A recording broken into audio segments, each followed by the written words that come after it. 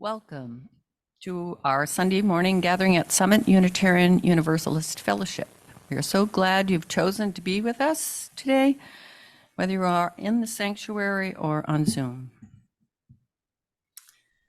Summit is a liberal religious community bound together by shared principles drawn from world religions, humanist teachings, nature and science, philosophy, and personal practices. We aspire to be a religion of love and inclusion. The mission of Summit is to commit ourselves to building a more compassionate, just and sustainable world. My name is Jenny Saar. I'm the service associate for this morning. We're going to be kind of winging it today because our speaker has come down with COVID at the last minute. So, and we wish her a speedy recovery and thank her for her service. So we're going to proceed as best we can. And let's see, a centering thought for today. The theme this month for Unitarians all across the country is generosity. Generosity could be as contagious as the zombie plague, as long as enough people were willing to be carriers. That is Jonathan Mayberry, Dust, Decay, Rot, and Ruin. So go figure. All right, welcome again. And let's see where we're at.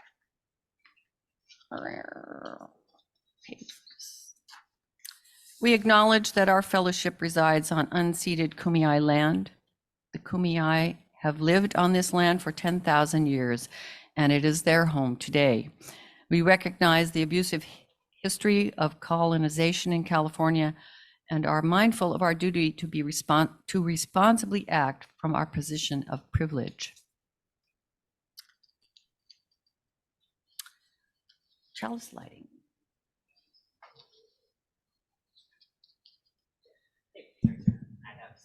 Yeah, announcements aren't yet. Oh, is it? Oh, yes, it is yet. Okay, chalice lighting's afterwards. Okay, all right. We have three announcements at least. Are there any? Okay, you go for it. Okay. Come on over. Sorry. All right. So the first announcement, hold on, is we are going to be at Lakeside is having like a hold on a second, Spirit of Christmas. Is it this Saturday? It's the second, which is this Saturday. Okay, yeah, so on the 2nd of December, there is a Spirit of Christmas in Lakeside. Summit will have a table there. It's going to happen from 3 to 7:30 p.m. So if anybody would like to help out with that, we would love to have some help with it. We'll need help with setting up the table and also just manning the table throughout the event. So happy to have some additional help with that and people that want to join. Oh, if you want to help with that, you can talk with me or Rin. I think we're the two main people that are kind of putting together the efforts on that. So after the service today, we're gonna take a look at what stuff we have here in terms of like a table and how we want to set it up. So yeah, feel free to talk to us about that. All right. Are you gonna have one summit table and then a P-flag table, two tables? The plan is, thanks Chris, the plan is to have one summit table and we'll have flyers there, brochures. We'll be talking about Summit and who we are, what our role is in East County. We will have a rainbow flag there as well. I'd like to point out that weekend that Saturday is Carolyn Owen Cole's service. Right. At 1 o'clock. At First Church. At 1 o'clock. Some of us are going to be there. It's 2. Oh, it's 2 o'clock. I think it's 2 o'clock. Yes, thank you for that. That was another thing I wanted to point out to everyone is that service is happening and it's the same day there. So just be aware if you want to attend that service. I think it'll be at First Church and the parking is expected to be very full. So you probably want to get early to it. Yeah. Is it online? Oh, I don't know. Anybody know if it's online? Okay, You okay. could probably check the website of the First Church. They would probably have that information. Probably, yeah. And then the last announcement I wanted to make is it would mean a lot to me personally if everyone would add their pronouns to their name tag permanently. So we do have some stickers that are out on the welcome table, or you could just use a pen and write it in. As a trans person and somebody who has a lot of trans friends, I'm very aware that as a trans person coming to a new space, there's a lot of anxiety of how are people going to treat me here? Are they going to see me for who I am, or are they going to, misgender me, treat me differently? And so just having pronouns on everyone's name tag, that's like a really easy way that we can show that we are a welcoming community, and kind of alleviate that anxiety for anybody who's walking through our doors and exploring Summit, because so many places in the world today, that doesn't happen. And so it's very, it's anxiety-based and real experience. So that's just a really easy way that we can show that we're welcoming. And I just want to also encourage, like, whenever you have a situation where you're wearing a name tag or your name is listed somewhere in your email signature, adding your pronouns in there is such an easy way to be an ally for the community. And it just helps normalize sharing of pronouns, so it's easier for all of us, and just showing that, just a recognition of the fact that sometimes pronouns don't align with how someone visually looks. So just a reminder to everyone, doing that would mean a lot to me, and it's a really good way to show up for the trans community. So, all right, those are my 3 announcements. I don't think I missed anything, did I, Rin? All right, okay, good. Thank you. Yep. Yeah, thanks. Jim Weed has an announcement.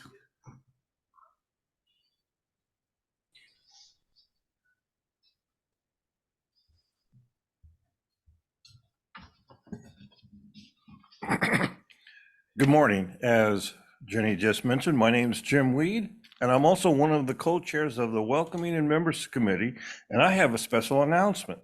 After the service on December 10th, come join the committee for a chili luncheon in the salon that we are putting on.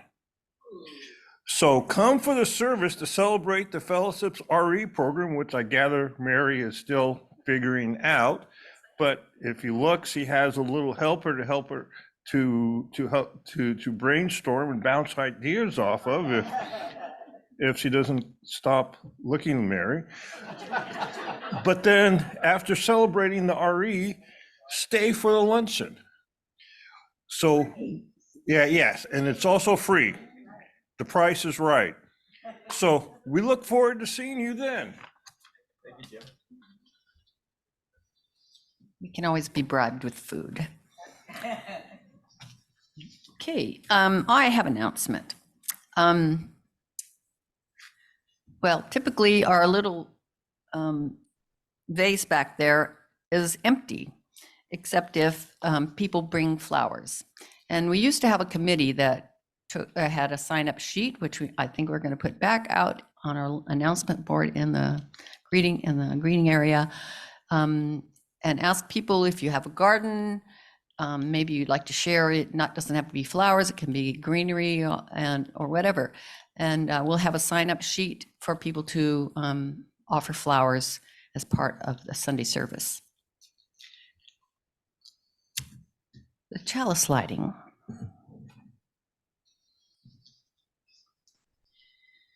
Fortunately, at any given moment, we are able to make a choice and choose who we are going to be from this moment forward. We can leave the darkness behind and try to shed light on those who are lost in the darkness. Jose N. Harris. Our UU hymn, please stand if you are able and willing.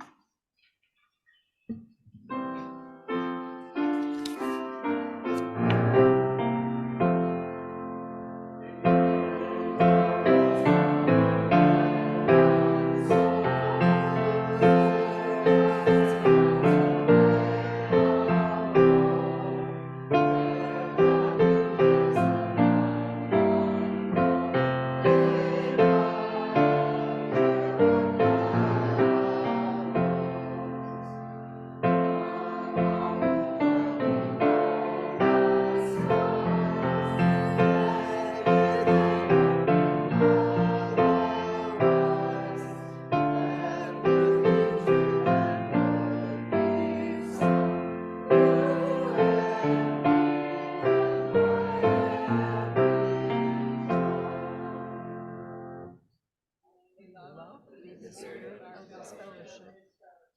May the quest for truth be a sacrament, and service be its prayer. To dwell together in peace, to seek knowledge and freedom, and to help one another in fellowship.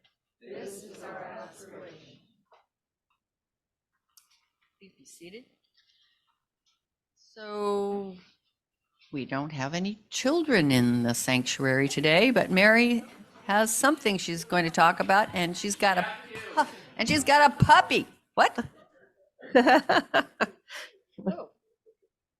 Oh, one. Two. There's two. You guys want to come up and help me with Peanut? Come on, Peanut. Come on, Peanut. This is my new puppy, Peanut. He just climbed the stairs. Look.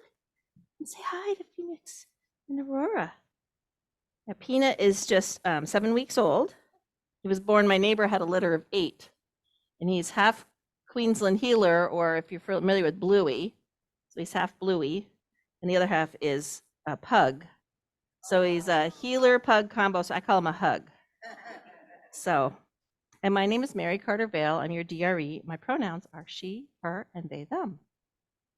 So I have a story for you today. This was kind of last minute, so I have notes. So in RE, we use a question box. And this year, our question box we have it decorated like a present because we're celebrating the gifts of Unitarian Universalism, the gifts of our faith. And gifts are kind of like, they're like a present, right? And this one has something in it. Any guesses what this is? What's it sound like? Let's see if anybody was right. It's money, it's coins. Coins. So that's what's in today's gift box, is a pile of coins. And these are all kinds of random foreign coins that we've collected in RE over the years, which is kind of fun to look at. So the kids will look at these when we get back. So the reason what do you think that money could be about when we're talking about generosity?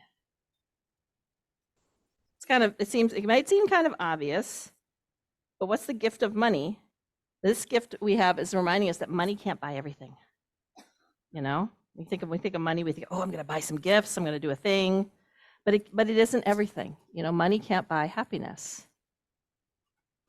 So the challenge is to remind us, like I said, that money can't buy happiness. And when we are generous, we give the gift of hope. So the consumer and society and social media teach us that the only way to be happy is to get more stuff, right? More stuff. You need the best this, the best that. It makes your brain, I mean, literally those things are created to make your brain think, I want more, I want more, I might want more. I'm being upstaged by a puppy, aren't I? It's awesome. It's awesome. So we are trained by social media, by commercials, by all the media that we see to want to spend more money. And really, money doesn't buy happiness at all. And our faith is very different from our culture. It asks us to consider a different question. The question isn't, what can I get, but what can I give, right? And how can I be generous? And so when we are generous, with our attention, kindness, help, and compassion, we also end up giving people one of the greatest gifts, hope. It's one of the greatest gifts we can give. And this is one of the most powerful things that comes from being generous. And at Summit, we have the generosity where folks, they give, not only do they give their treasure to support, like this whole building and everything here, including the salary that the staff receives, all comes from the generosity of our members and friends. We also have people here who give their talents, like we have our beautiful choir here. They offer whatever talents and gifts they have. And our Sunday service committee offers a lot of talent. So many talents, I can't describe all the committees. But the other treasure that we offer is time. People volunteer and help in different ways. And you might not always know the way that you want to help. You might just go, I don't know what I can do, but let me help. So time, talent, and treasure, those are our generosities that we give. And it's a lot more than a bag of coins. So that's my story for you today. Got to find Peanut. And we're going to do our children's, oh, you sit down. Look at you, how cute you are. All right, let's do our affirmation. Let's do our children's affirmation. And then we're going to sing our Do Re Mi song. So we are Unitarian Universalists, people of open minds, loving hearts, and helping hands. And then we have our Do Re Mi song. One, each person is worthwhile, to be kind in all you do. Come on, Peanut. Come on. Come on. You want to pick him up?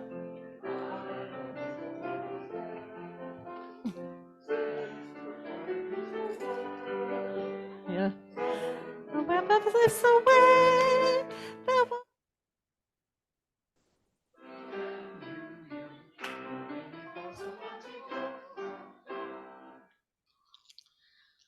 Can't you leave that puppy back here to kind of take the pressure off here? Okay.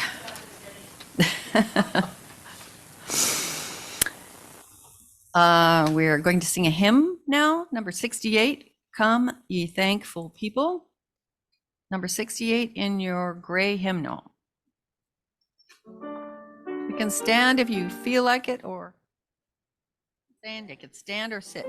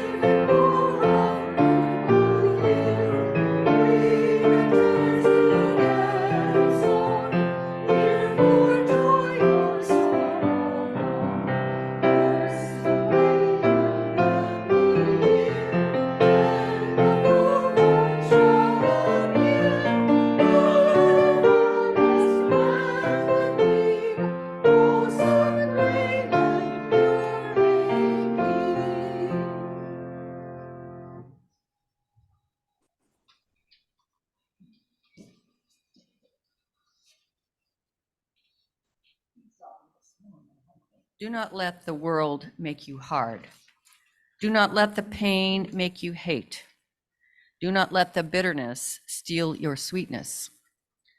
Take pride that even though the rest of the world may disagree, you still believe it to be a beautiful place.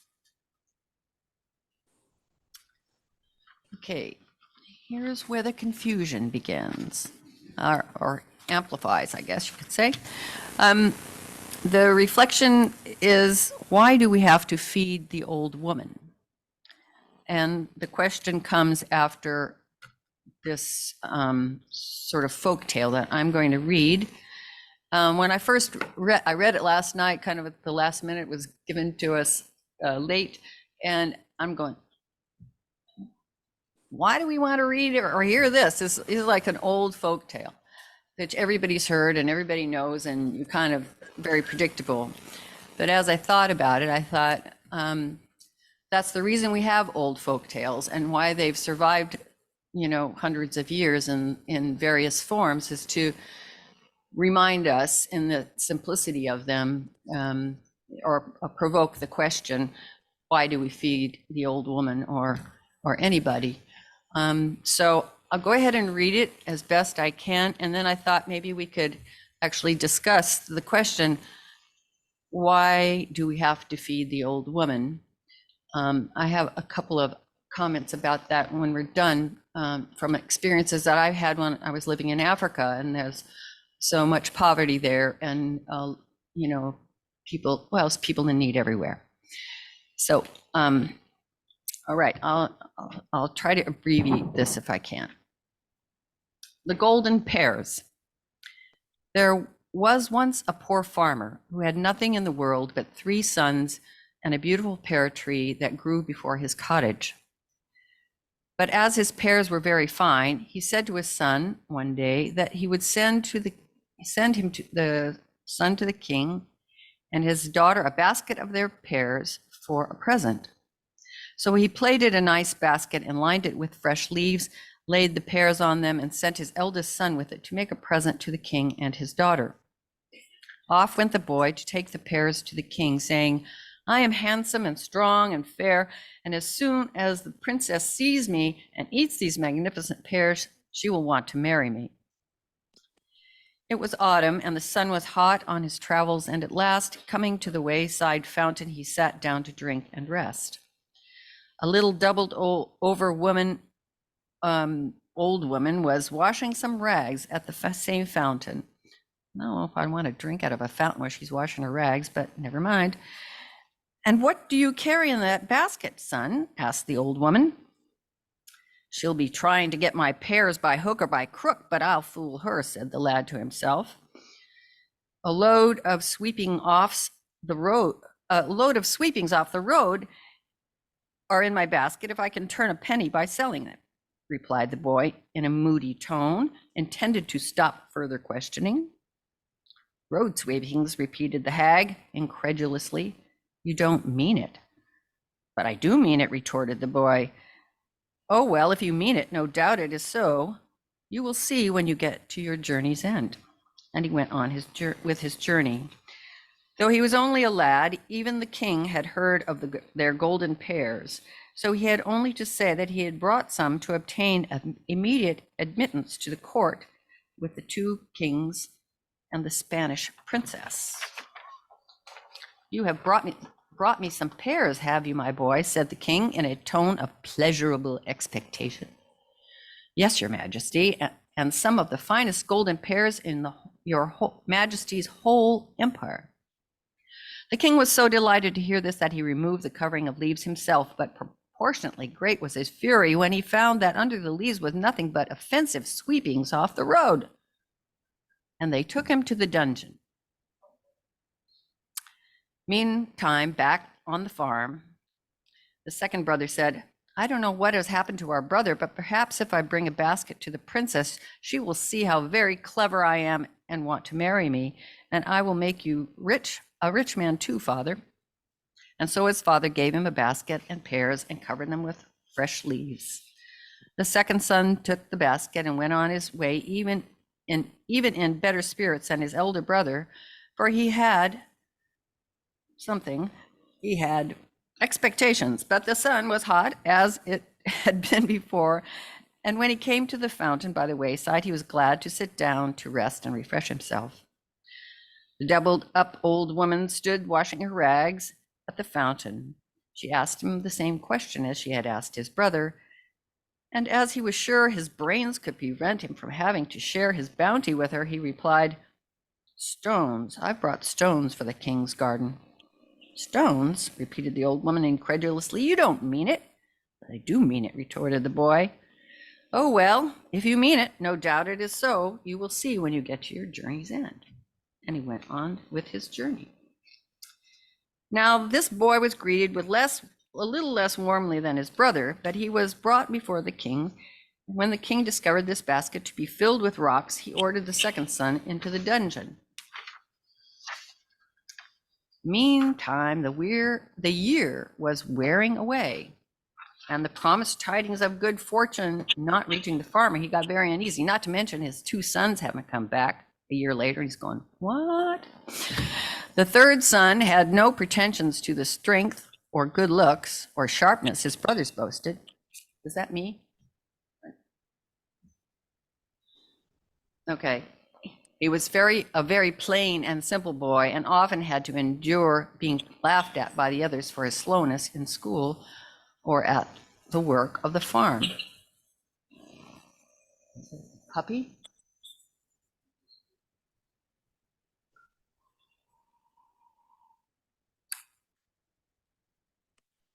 "If I only dared trust you, how glad I should be to send you to see what has befallen your brothers."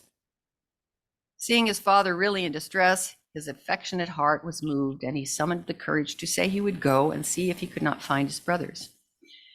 "Well, you shan't go empty-handed, at all events," said the farmer, and laid the choicest of the pears in another basket and sent him on his way. The boy walked along. All went smoothly, however, except that he got terribly hot in the sun, and when he reached the fountain, he was glad to sit down and rest and refresh himself. You guys know what's going on, right? Okay. The old wife, oh, she's a wife now, was washing her rags in the water. Again, I don't know. At least it's not her underwear. Here comes a third of those surly boys. I suppose he'll be lying to me too, as if I didn't know the scent of ripe golden pears. "Greetings, good mother," said the boy as he sat down. He's better mannered than the other louts, for all he doesn't look so bright," said the old woman to herself, returning his greeting. "May I sit down here a bit, please, good mother?" asked the boy. "That you may, and take a draught of the cool water, too," replied the dame. "And what may be in your basket, my pretty boy?" she continued. "Precious are the contents, believe you me," replied the simple boy. "At least they are true golden pears, and there are no finer grown in the whole kingdom, and I am taking them to the king to share with his daughter and to find out what has happened to my brothers. Would you like one?" And he handed her a pear. The old hag ate 1, 2, 3, 4 of the pears, and the boy let her eat her fill and closed the basket on the few remaining pears. "Only ripe pears, and yet so heavy," the old wife chuckled as the boy struggled to pick up his basket. "One would say it was something heavier than that, but you'll see when you come to your journey's end." The boy assured her there were nothing but pears and continued on his journey. When the servants saw another farmer boy come to the palace with the story that he had pears for the king, they said, "No, no, we've had enough of that. You may just turn around and go back."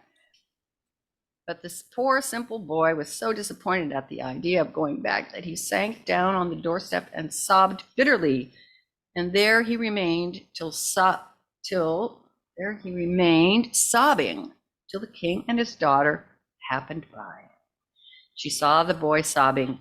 She inquired what ailed him and learned it was another farmer boy come to insult them with a basket of road sweepings or rocks, and asked the guards if they should take him off to prison too. "But I've got pears," sobbed the boy, "and there are no finer in the empire." Yeah, we know that by heart." "That's what the others said," replied the guards, jeering, and they would have dragged him away. "But won't you at least look at my pears first, fair lady? The pears that I brought all this long way from my father would be so sorry if I do not." The princess was struck by the earnestness with which he spoke and decided to see the contents of his basket. The princess removed the covering of leaves and discovered that what he had brought were golden pears indeed, for each pear, large as it was of solid gold, shining metal, and nestled in with it was a small silver nutmeg, just as precious. "These are indeed worthy to set before the king," she said, and presented them to her father. The king was pleased, and the king was pleased. And the basket to the emperor. This is how it's written. Who said to the boy, whatever he asked for should be given as his reward. "All I want is to find my 2 brothers." "Your brothers are in prison, if they are those I suspect," said the king, and commanded they should be brought. The boys immediately ran to embrace each other, and the princess made each of them recount all their adventures. Then the king ordered that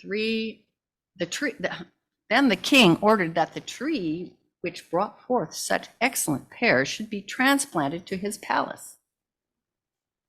What a guy! And to the father and to his older sons he made head gardeners at the palace, where they were well content. But the princess insisted that the youngest son, who was kind and honest, should have one more reward. And so they married. Okay. Yeah. Okay, so this is your classic fairy tale, right? And I puzzled over it and what it had to do with generosity. Well, I mean, it's obvious, but the thing that it bugs, it's cliche now because it's how many hundreds of years old and who knows where it came from. It's a story that's in many, many different countries all over the world. So, in different forms.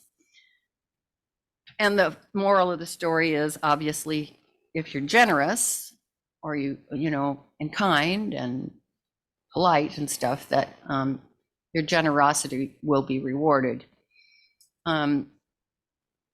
So I was thinking that since I'm not the storyteller, the person who was going to read this, I thought maybe we could discuss the question instead of having it after the discussion after the service. We can make it part of this service, and just maybe a few people might say, why do we have to feed the old woman?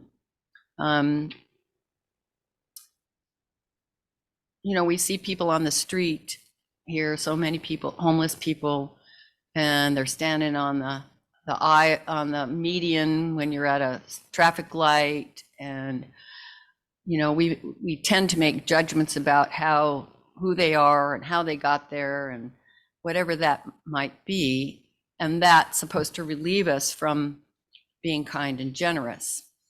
And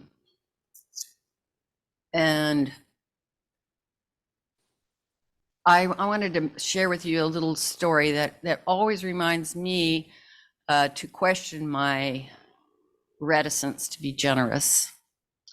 And I was traveling in Africa, and I was in Nairobi, and I was a hitchhiker.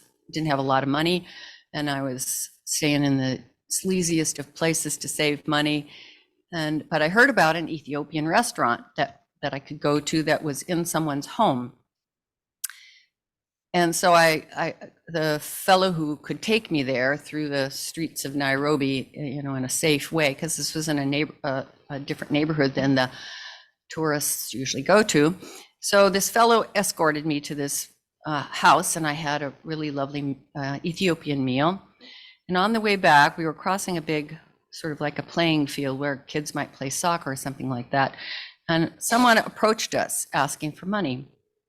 And this fellow who had taken me to this dinner, and the family who provided the food, at the time, there was a lot of refugees from Ethiopia and Somalia and living in Nairobi. And many had left with nothing. So, and this fellow was one of those people. So we're walking along, and somebody approaches us and asks for money. And I'm going, I've been swindled a few times in my travels, and so I'm always a little bit reluctant, and I don't have a lot of money, so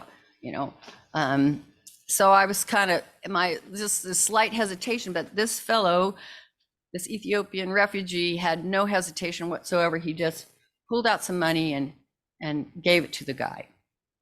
And I asked him why he did that, and I said, he could be faking it, or you see people, all kinds of people on the street asking for money, and he said, well, I would never know if it was true or not, and I'd rather err on the side that he was an honest person and needed the money, and that he, in his position, had such an open heart and open mind about that really affected the way I continued on my journey and continued in my life thinking about that. I think about that, and it changes my heart.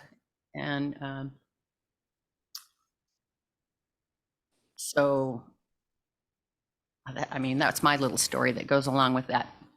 I don't know if anybody has any thoughts about this story, and if it affected you in any way, or, why should we feed the old woman? When I was growing up in high school, people would, and my mother was like hyper conservative, and it was like, welfare. No, welfare state was a bad thing, and people that were on welfare were all crooks or lazy or whatever, and I don't think that that's necessarily so. So anyway, anybody got any thoughts, or do you wanna, shall we move on? Margot?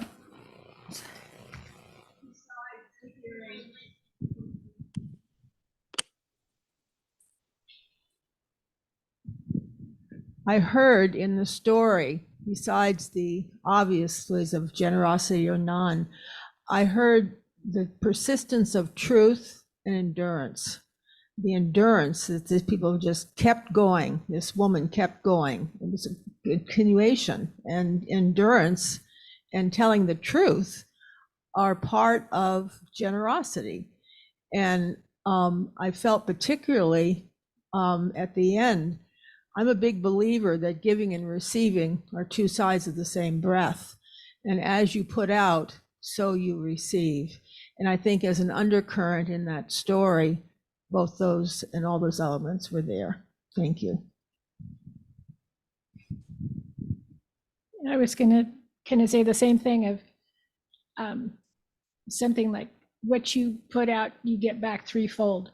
And the brothers who were lying got back threefold. They got prison. And the one with the generous, the pears turned to gold back threefold. So it's yeah.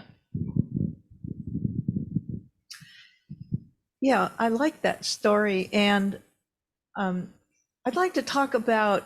There's the Can you hear you? here.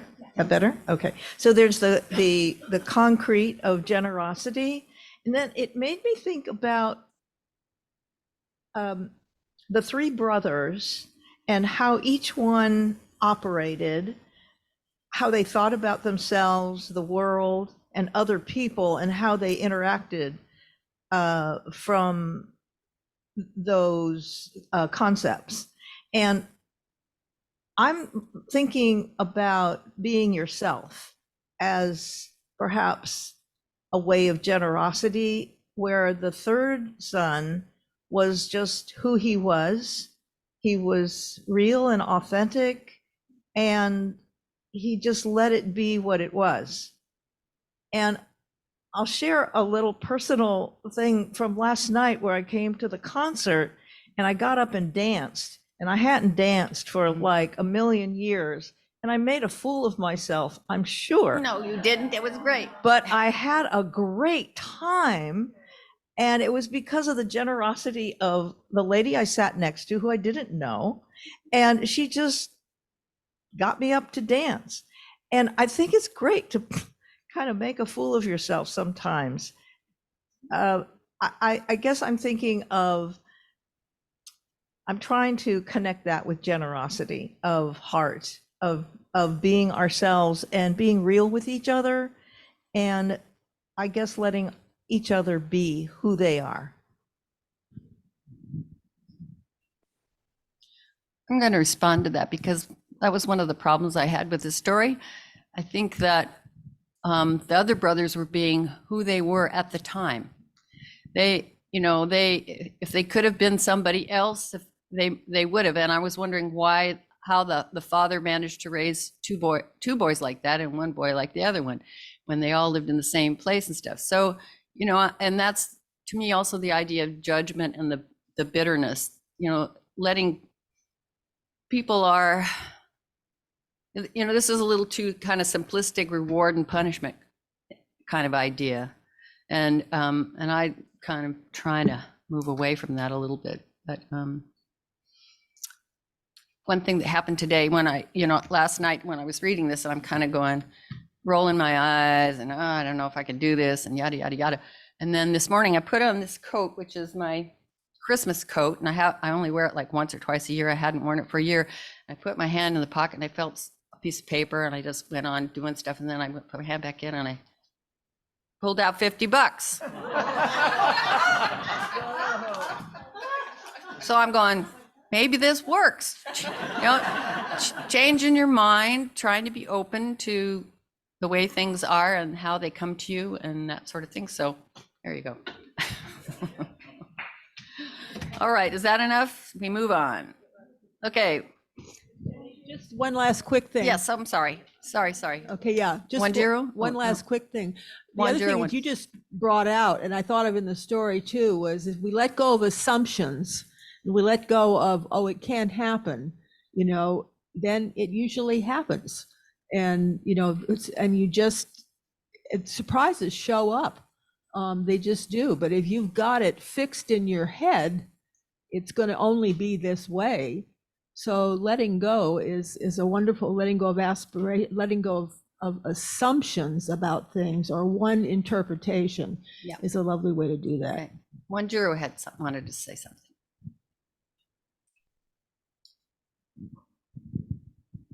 Hello, can you hear me? I'm always told I speak a bit softly.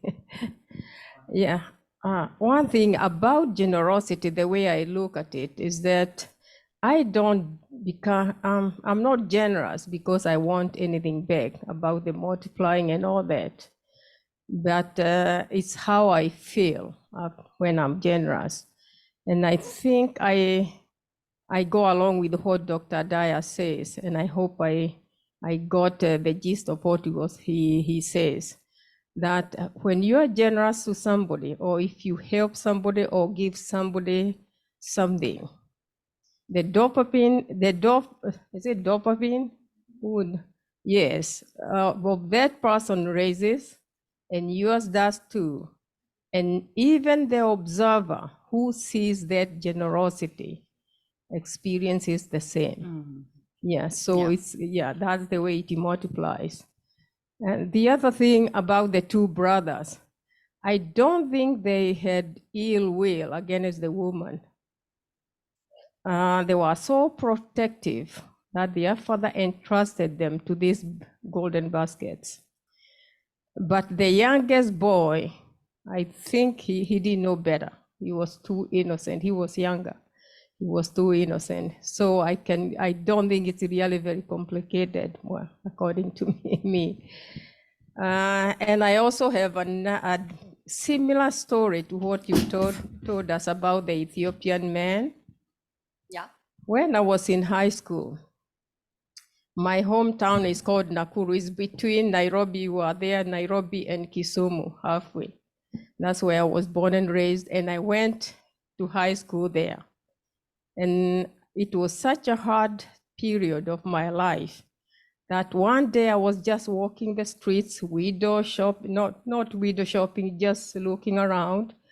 I don't know whether I was admiring the things or the life I'll have in future, I don't know. But I came to a restaurant and I looked inside and people were just having food. It was these glass windows. And somebody came to the door and called me. And I went. And he said, have a seat there. And he called the waiter. And he said for the waiter to serve me a meal, whatever I wanted. That day, I had not eaten anything.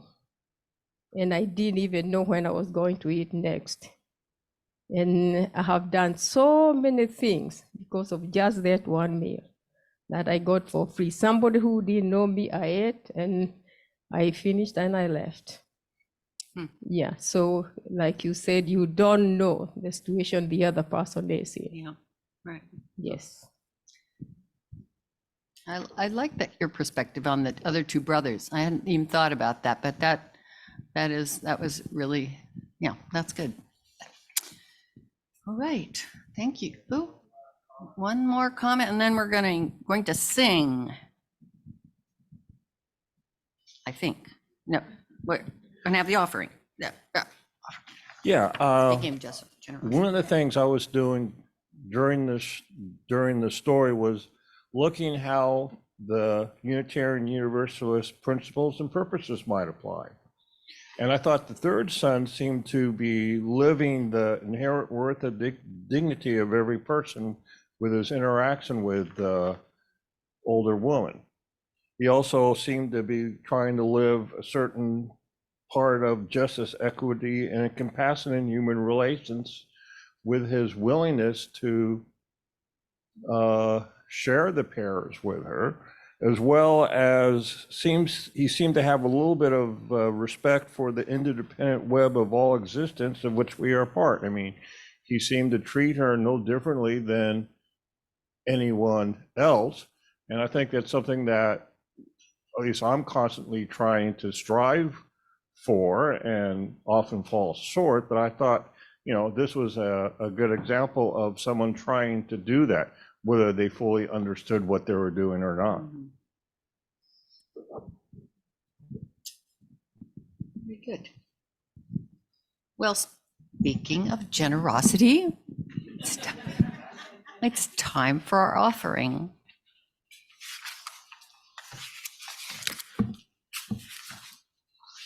Your Sunday morning offering is a gift that provides Summit UU Fellowship the financial resources to help build a better world. The smallest gift is welcome. No stones or road sweepings, please. For those of you on Zoom, the link can be found in the chat box. Please select the Sunday plate option to allocate your donation to the appropriate account.